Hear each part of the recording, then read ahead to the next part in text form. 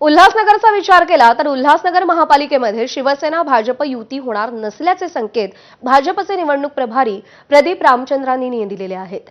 उमेदवारी अर्ज दाखल करण्यासाठी काही तास शिल्लक राहिलेले असताना अजूनही युती संदर्भात समन्वय समितीची एकही बैठक पार पडली नसल्याने भाजप 78 जागांवरती निवडणूक लढवणार असल्याची माहिती निवडणूक प्रभारी रामचंद्रांनी यांनी दिली आहे। शिवसेनेचे ओम कलानी यांनी साई पक्ष यांच्यासोबत युती केल्याने भाजपने तटस्थ भूमिका घेत 78 जागांवरती निवडणूक लढवणार असल्याचं स्पष्ट केलंय।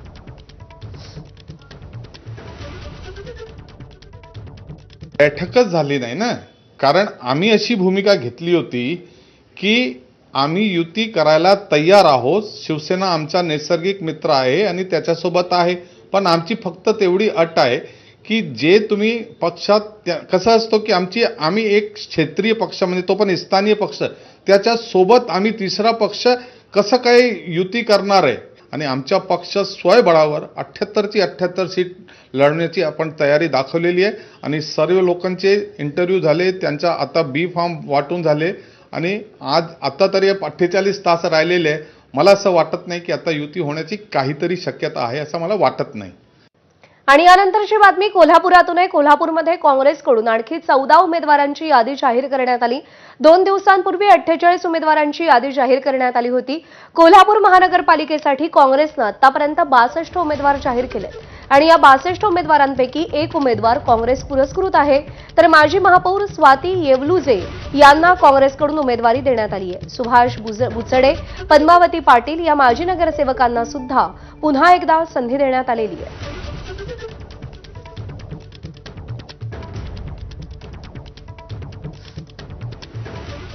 सोलापूर महानगरपालिका निवडणुकीत तर महायुतीमध्ये वेगळंच चित्र पाहायला मिळतंय। सोलापुरात शिंदेंची शिवसेना आणि राष्ट्रवादी युतीमध्ये लढणार आहे। राष्ट्रवादीचे संपर्क मंत्री दत्तात्रय भरणे आणि शिवसेना शिंदे गटाचे नेते माजी मंत्री सिद्धराम म्हेत्रे यांच्यामध्ये युती संदर्भात चर्चा झाली। या दोन्ही पक्षांनी भाजपसोबत युतीच्या चर्चा थांबवलेल्या आहेत। भाजपसोबत सन्मानपूर्वक चर्चा झाली नाही, त्यामुळे आम्ही युतीचा निर्णय घेतल्याचं सिद्धराम म्हेत्रे यांनी सांगितलेलं आहे।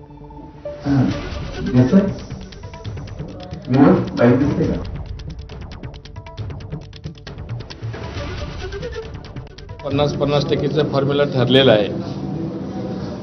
आम्ही दोघं मिळून महापालिकेच्या निवडणुकीला सामोरे जाणार आहोत आणि ह्या महापालिकेवर शिवसेना आणि राष्ट्रवादी दादा यांचं महापौर निश्चितपणे बसेल असं आमची खात्री आहे। त्यासाठी समविचारी पक्ष म्हणून आम्ही दोघं एकत्र आलेलो आहोत। कोणी लहान मोठा नाही, भाऊ नाही, दोन्ही भाऊ समान म्हणजे जुळे एकदमच बाहेर पडलेले असं 50-50% फॉर्म्युला ठरलेला आहे। आणि सांगली महानगरपालिका निवडणुकीसाठी भाजपची उमेदवार यादी निश्चित झाली असून आज उमेदवारांना अर्ज भरण्याच्या सूचना देण्यात आल्या। तर दुसरीकडे महाविकास आघाडीतील काँग्रेस, शरद पवारांची राष्ट्रवादी, अजित पवारांची राष्ट्रवादीच्या नेत्यांचं रात्रभर बैठकांचं सत्र सुरू होतं। आघाडी आणि जागा वाटपाबाबत तिन्ही पक्षाच्या वरिष्ठ नेत्यांची रात्रभर एका गुप्त ठिकाणी बैठक झाली। सांगलीमध्ये भाजप विरोधात काँग्रेस, शरद पवारांची राष्ट्रवादी आणि अजित पवारांची राष्ट्रवादी एकत्र आली आहे। यामध्ये मतांची विभागणी होऊ नये म्हणून अजित पवार राष्ट्रवादीला सोबत घेतलं जात असून या दृष्टीने सांगलीमध्ये सगळ्या पक्षांच्या नेत्यांच्या बैठका सुरू आहेत। यामध्ये महाविकास आघाडीतल्या पक्षांकडून जयंत पाटील, विश्वजित कदम, विशाल पाटील, तर अजित पवारांच्या राष्ट्रवादीकडून मंत्री मकरंद पाटील, संजय काका पाटील, पद्माकर जगदाळे बैठकीला उपस्थित होते। दरम्यान भाजपमधून उमेदवारी न मिळालेल्या काही ताकदीच्या उमेदवारांवरही महाविकास आघाडी आणि अजित पवार यांच्या राष्ट्रवादीचं लक्ष आहे। त्यामुळे भाजपतून उमेदवारी न मिळालेल्या काही जणांना या पक्षाकडून गळ टाकला जाऊ शकतो। आज दिवसभर या संदर्भातल्या हालचाली घडू शकतात।